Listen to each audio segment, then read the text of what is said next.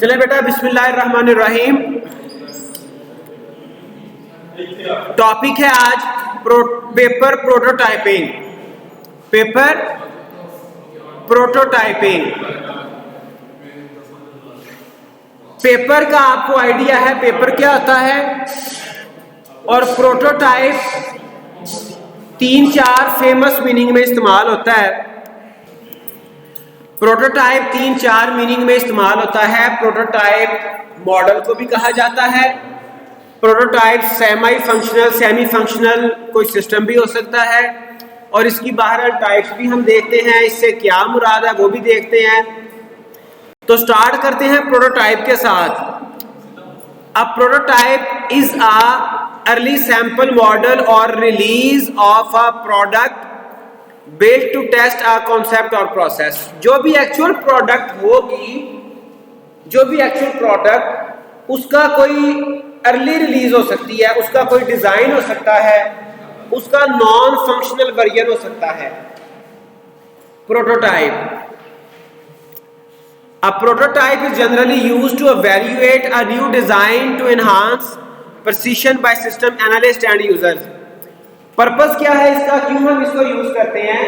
ताकि हम सिस्टम के डिजाइन को या सम टाइम फंक्शनैलिटी को एनालाइज कर सके और उसकी प्रिसिशन, उसकी एक्यूरेसी को अचीव करें, उसको मजीद एक्यूरेट बनाएं। और ये करता कौन है? सिस्टम एनालिस्ट करते हैं और यूजर्स भी करते हैं। ठीक है, यूजर्स अच्छे खासे एनालिस्ट होते हैं। बात समझ आई? बिल्कुल वैसे ही जैसे आप लोग स्टूडेंट हैं, आप अच्छा खासा एनालाइज करते हैं टीचर्स को और टीचिंग प्रोसेस को और क्वालिटी ऑफ टीचिंग को। ठीक है। Prototyping serves to provide specification for a real working system. जो हमारा रियल वर्किंग सिस्टम है उसके लिए ये एक स्पेसिफिकेशन प्रोवाइड करता है। ये बताता है कि इसमें और क्या डेफिशिएंसी रह गई है, उसकी रिक्वायरमेंट्स को कंप्लीटली स्पेसिफाई करने के लिए यूज किया जाता है। जैसे ये देखें, इस डायग्राम में आप देख सकते हैं कि ये कोई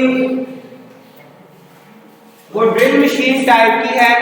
ठीक है, तो उससे पहले उसका एक पेपर पे स्केच बनाया गया। पेपर पे स्केच बनाने के बाद इसको एक्चुअल जो प्रोडक्ट थी वो बाद में डिजाइन की गई। प्रोटोटाइप। उसके बाद अब prototype in programming. C language में आपने प्रोटोटाइपिंग देखी होगी।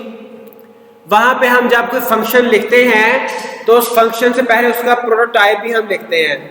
ठीक है जी। A function prototype is the declaration of a subroutine और फंक्शन। उसको पहले हम डिक्लेयर करते हैं, that declaration is called prototyping. उसमें होता क्या है, प्रोटोटाइपिंग में हम सिर्फ और सिर्फ उसकी रिटर्न टाइप बताते हैं फंक्शन की। ठीक है, फंक्शन का नाम लिखते हैं और वो कितने पैरामीटर्स लेगा और किस किस टाइप के लेगा ये हम बताते हैं। और ये आमतौर पे हम बिफोर मेन फंक्शन हम ये प्रोटोटाइप लिखते हैं। अब prototyping describe the functions interface to the compiler.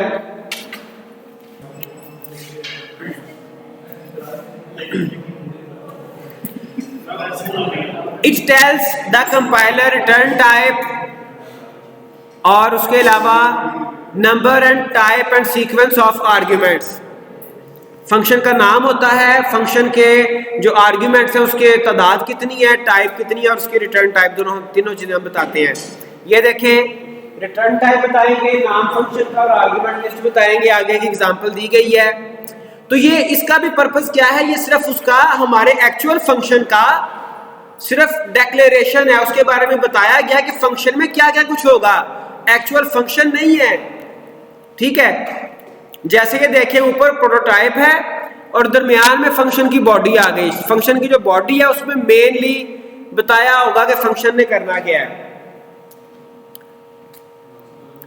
अब उसके अलावा प्रोटोटाइप आपको मैंने शुरू पे बताया कि इसकी कई एक टाइप्स हैं। तो प्रोटोटाइप की जो डिफरेंट टाइप्स हैं वो ये आपके सामने है। प्रूफ ऑफ प्रिंसिपल, प्रोटोटाइप, जिसमें हम किसी भी प्रोडक्ट की स्पेसिफिकेशंस को डिफाइन करते हैं। प्रिंसिपली ये बताते हैं कि उसके कितने बिल्डिंग ब्लॉक्स हैं, उसके क्या क्या कंपोनेंट्स होंगे। फिर वर्किंग प्रोटोटाइप होती है। यहाँ पर इस लिस्ट में वर्किंग प्रोटोटाइप और फंक्शनल प्रोटोटाइप तकरीबन सेम कॉन्सेप्ट है।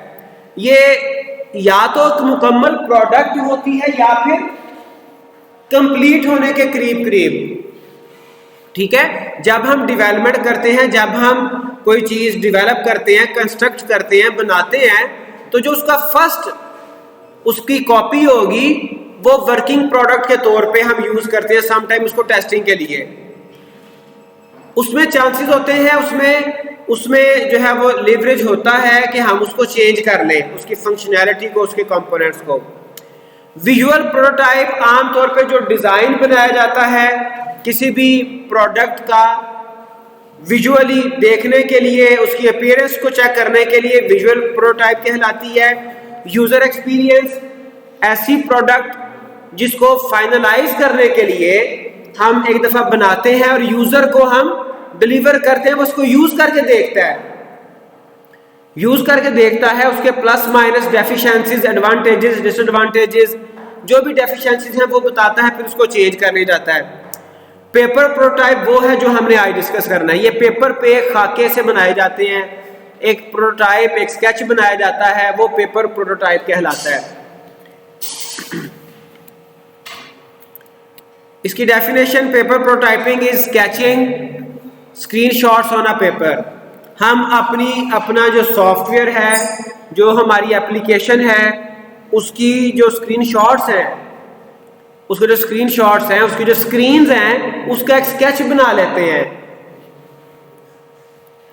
The most basic paper prototype are sketches of screen in a demonstration or usability test.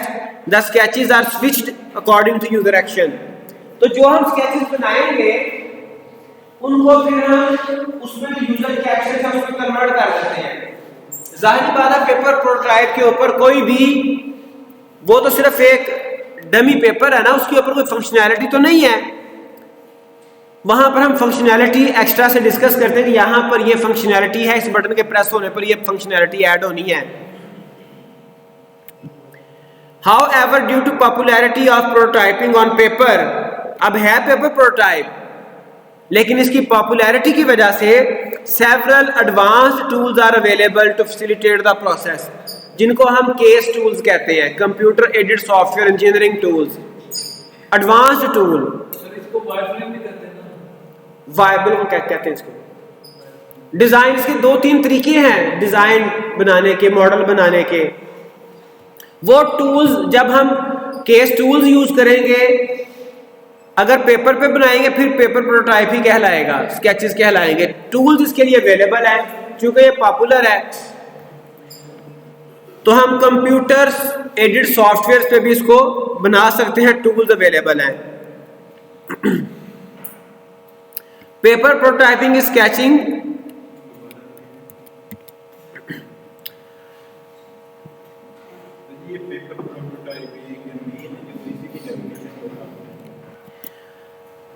It is widely used method in user-centered design. User-centered design उस design को कहा जाता है जिसमें users भी involve हो जाए। A process that helps developers to create software that meets the user experience and needs. तो यूजर्स आमतौर पे डिजाइन बनाते वक्त यूजर्स अवेलेबल होते हैं सिस्टम के, सारे नहीं, उनमें से कुछ सैंपल यूजर्स, कोई रैंडम सिलेक्टेड यूजर्स, ठीक है जी, और वो डिजाइन प्रोसेस में पार्टिसिपेट करते हैं। और इसके लिए रिक्वायर्ड क्या क्या है? Paper, scissor, colour pencil, scale वगैरह रिक्वायर्ड है। इसके अलावा कुछ रेलिवेंट चीजें, जैसे यहां पर आप देख सकते हैं, lead pencil, paper pencil, scissor और इससे रिलेटेड स्केल वगैरह। अब हम इसको यूज कब करते हैं और क्यों करते हैं? Paper prototype should be considered when the following is true, when the appropriate tools in creating a prototype not available. अगर कोई टूल हमें नहीं मिलता तो हम पेपर प्रोटोटाइप बना सकते हैं। डिजाइन में ये काम आता है।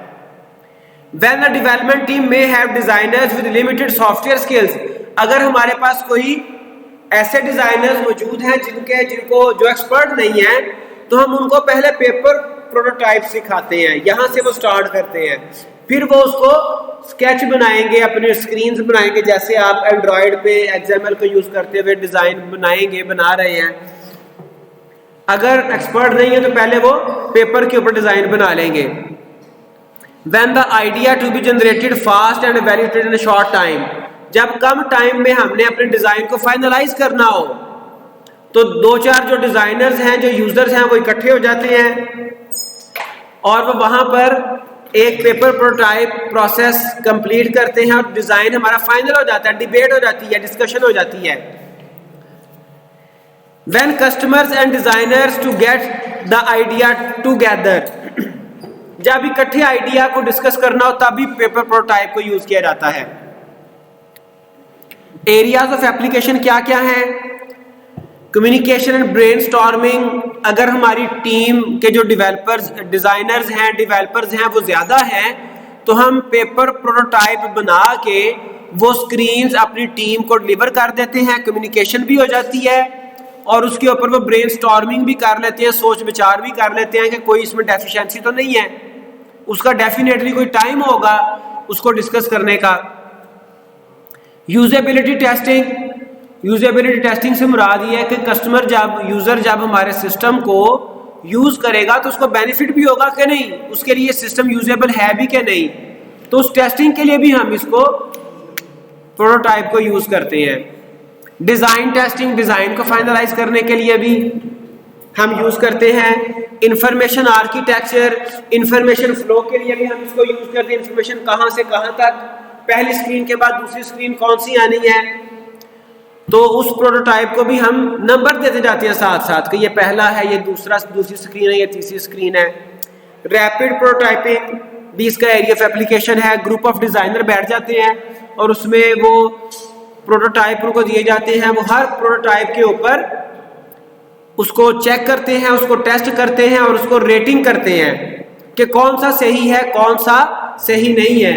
फिर उसके बाद दूसरा राउंड, तीसरा राउंड चलता है और अल्टीमेटली डिजाइन हमारा फाइनल हो जाता है। Benefits: saves time and money since it enables to test product interfaces. ये यूजर इंटरफेस, ये जो स्क्रीन्स हैं उनको फाइनलाइज करने के लिए, टाइम और मनी को सेव करने के लिए यूज किया जाता है। This also allows for easy and inexpensive modification to existing designs, which makes this method useful in early phases of design.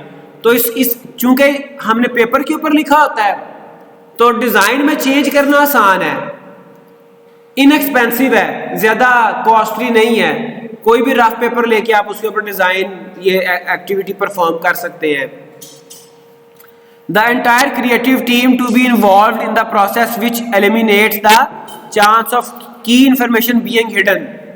कोई ऐसी फंक्शनैलिटी, कोई इंफॉर्मेशन हिडन नहीं रह जाती। ठीक है, अगर हम इस पे वर्क करते हैं, चूंकि डिजाइनर्स मिलके काम कर रहे होते हैं, तो यहां तक ये हमारा टॉपिक कंप्लीटेड है। If you have any question you can ask. अभी एक हमारा